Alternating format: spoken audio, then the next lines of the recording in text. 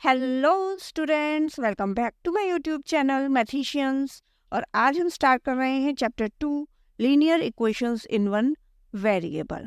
सबसे पहले हम इसका लाइन का चैप्टर का जो हेडिंग है इसका मतलब समझ लेते हैं। लीनियर इक्वेशंस, लीनियर से क्या समझ में आ रहा है?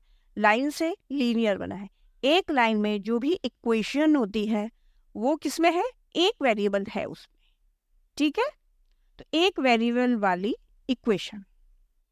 अब आइए इक्वेशंस क्या है वो समझ लेते हैं। अलजेब्रिक एक्सप्रेशंस, ठीक है, वो ये क्या क्या होते हैं? अलजेब्रिक एक्सप्रेशंस क्या है? जैसे 5x है। अब देखिए न्यूमेरिक के साथ एक वेरिएबल लगा है, इनको वेरिएबल बोलते हैं। अगर न्यूमेरिक के साथ कुछ भी x, y, z, a, b, c कुछ भी लगा है वो वेरिएबल्स होते हैं। यहाँ पे भी वन वेरिएबल है 2x-3, लेकिन यहाँ पे देखिए 3x + y, x और y दो वेरिएबल है, ठीक है। यहाँ पर तो आपको सिर्फ एग्जाम्पल की हेल्प से समझाया जा रहा है कि अलजेब्रिक एक्सप्रेशंस क्या होते हैं, ठीक है। इजी लैंग्वेज में समझाऊं तो जहाँ पे भी न्यूमेरिक के साथ कुछ भी लगा हो वो अलजेब्रा के सम्स होते हैं, इसी को अलजेब्रिक एक्सप्रेशन बोलते हैं, ठीक है। समझ में आ गया? अब सेकंड समझिए इक्वेशंस क्या होती हैं। इक्वेशंस, अब इक्वेशन से क्या रिलेट कर रहे हैं हम? इक्वल से इक्वेशन बना है। इक्वल का साइन ये लगा है, ठीक है। अब इक्वल से पहले जो लिखा है वो लेफ्ट हैंड साइड में है, ठीक है। ये लेफ्ट हैंड साइड है और इक्वल के बाद राइट हैंड साइड है। इक्वेशंस में हमें लेफ्ट हैंड साइड को राइट हैंड साइड के इक्वल करना पड़ता है, ठीक है। LHS इक्वल्स टू RHS ये बताना पड़ता है हमें, ठीक है। इतना होप आपको अच्छे से क्लियर हो गया होगा। बाकी जो भी डिटेल है वो मैं जब हम सम करते रहेंगे साथ के साथ आपको क्लियर करती रहूंगी, ताकि आपको कोई भी डाउट ना रहे। और जो भी कोई अगर आपको डाउट हो तो वो आप मुझे कमेंट सेक्शन में लिख सकते हैं, ठीक है। तो आइए अब स्टार्ट करते हैं हम अपनी exercise. Solve the following equations and check your result. देखिए ये इक्वेशंस है, ठीक है।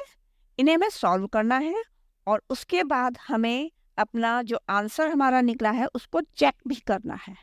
तो मैं बताऊंगी कैसे चेक करते हैं, पहले इसको हम सॉल्व कर लेते हैं।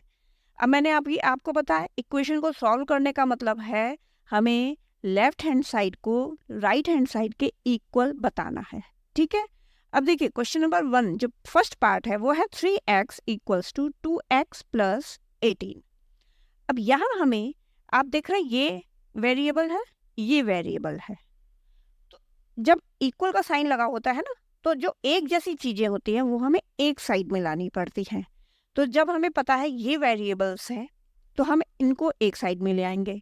और ये न्यूमेरिक टर्म है, ठीक है, ये कांस्टेंट वैल्यू भी बोलते हैं हम इसे, इसको हम एक साइड में रखेंगे। तो लेफ्ट हैंड साइड में हम वेरिएबल्स रखेंगे क्योंकि वेरिएबल की हमें वैल्यू निकालनी है, और कांस्टेंट टर्म्स जो भी हैं वो हम राइट हैंड साइड में रखेंगे। तो उसके लिए क्या करेंगे, 3x जहाँ है ये तो लेफ्ट हैंड में ही है तो इसको लेफ्ट हैंड साइड में ही रखेंगे। अब 2x प्लस में है, कोई साइन नहीं, मीन्स प्लस में है, तो क्या करेंगे हमें इसको लेफ्ट हैंड साइड लाना है तो हम साइन चेंज करेंगे, ठीक है। तो -2x कर देंगे equals to 18 as it is रहेगा। तो यहाँ 18 प्लस में था तो ये 18 प्लस में ही है, कोई साइन नहीं, इट मीन्स ये पॉजिटिव का साइन है। बस अब हम इसे सॉल्व कर देंगे। 3x में से 2x गया 1x, तो 1 नहीं लिखेंगे, ओनली x लिखेंगे, ठीक है। ये समझिए कि अगर खाली x लिखा है ये 1x है इक्वल्स टू 18। ये हमारा आंसर आ गया, हमने x की वैल्यू निकाल ली है, ठीक है। ये जो वेरिएबल है इसकी वैल्यू निकल गई, x की वैल्यू कितनी निकली? 18। अब हम यहाँ पे चेक करेंगे, तो हम यहाँ पे लिख सकते हैं चेक। यहाँ पे हम जो हमारा रिजल्ट आया उसे चेक कर रहे हैं, तो वो कैसे करेंगे? हम यहाँ पे करेंगे, लिखेंगे putting the value of x in 3x = 2x 3x plus 18। अब यहाँ पे हम x की जगह क्या लिखेंगे, 18 लिख देंगे। तो हम 3 into 18 equals to 2 into 18 plus 18। ठीक है, तो 18 3 ज़ा 54 होता है। ठीक है, और 18 2 ज़ा 36 प्लस 18, तो 54 यहाँ पे आया। लेफ्ट हैंड साइड में हमारा 54 है। ठीक है, और यहाँ पे भी 8 और 6 होता है 14, कैरी 1, 3 और 1 4 और 1 5। ठीक है, तो हमारा क्या आया, LHS, ये LHS है, equals to RHS। It means अगर LHS इक्वल्स टू RHS आ जाता है तो इट मीन्स ये आंसर हमारा करेक्ट है। इस क्वेश्चन में आप ये जो सम्स हैं इनमें आप अपना आंसर चेक करके कंफर्म कर सकते हैं कि हमारा आंसर सही है। अगर LHS इक्वल्स टू RHS नहीं आता है, इट मीन्स आपके जो सॉल्व किया है आपने वो रॉन्ग है। क्लियर? तो आइए अब देखते हैं इसका second part. Now second question जो है वो है 5t minus 3 is equal to 3t minus 5। ठीक है, तो अब देखिए बोथ साइड वेरिएबल है, तो हम क्या करेंगे, कांस्टेंट टर्म को RHS साइड में ले जाएंगे और जो वेरिएबल है उसको हम LHS में ले आएंगे। ठीक है ना, तो हम कैसे करेंगे, 5t तो एज इट इज लिखेंगे और 3t इधर लाएंगे तो माइनस 3t हो जाएगा। साइन का बहुत आपको ध्यान रखना जरूरी है। ठीक है, तो ये प्लस में है, यह माइनस में आएगा। अब हमेशा क्या करेंगे, पहले जो ऑलरेडी एग्जिस्ट है ये वाली टर्म -5, इसको पहले लिखेंगे। आप इसको इधर लाके पहले मत लिखिए, -5 पहले है ना, तो -5 लिख दीजिए। अब यहाँ 5 माइनस में है तो हम -5 ही लिखेंगे, और ये -3 है तो इक्वल्स टू के बाद जब आएगा ये तो प्लस में चेंज हो जाएगा, तो ये यहाँ आ जाएगा ये +3।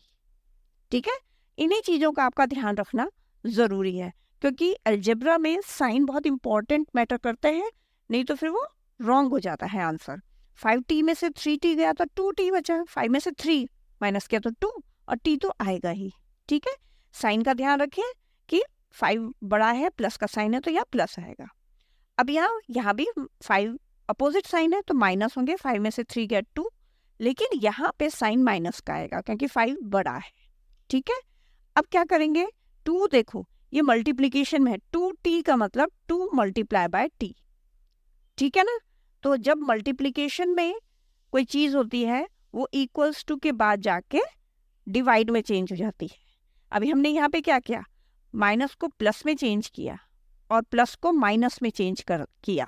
ठीक है, इसी तरह से मल्टीप्लाई चेंज होता है डिवाइड में और डिवाइड चेंज हो जाता है मल्टीप्लाई में, जब भी हम इक्वल्स टू के बाद उसको लेके जाते हैं। तो ये मल्टीप्लाई में है तो यहाँ -2 डिवाइड बाय 2 आ जाएगा, तो 2 1 ज़ा 2, 2 1 ज़ा 2, तो t की वैल्यू आ गई यहाँ पे -1।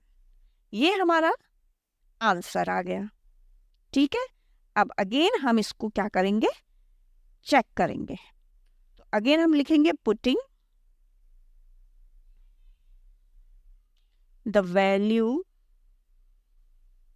Of t in 5t minus 3 equals to 3t minus 5।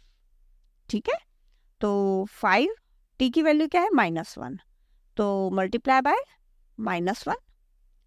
ठीक है, तो हम इसको ब्रैकेट में भी लिख सकते हैं क्योंकि कंफ्यूजन ना हो, -3 इक्वल्स टू 3, t की वैल्यू है -1, तो मल्टीप्लाई का साइन लगाने की ज़रूरत नहीं है।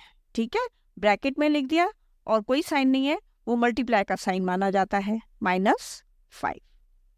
अब देखिए 5 1 ज़ा 5, तो -5 -3 इक्वल्स टू 3 1 ज़ा 3, -3 -5।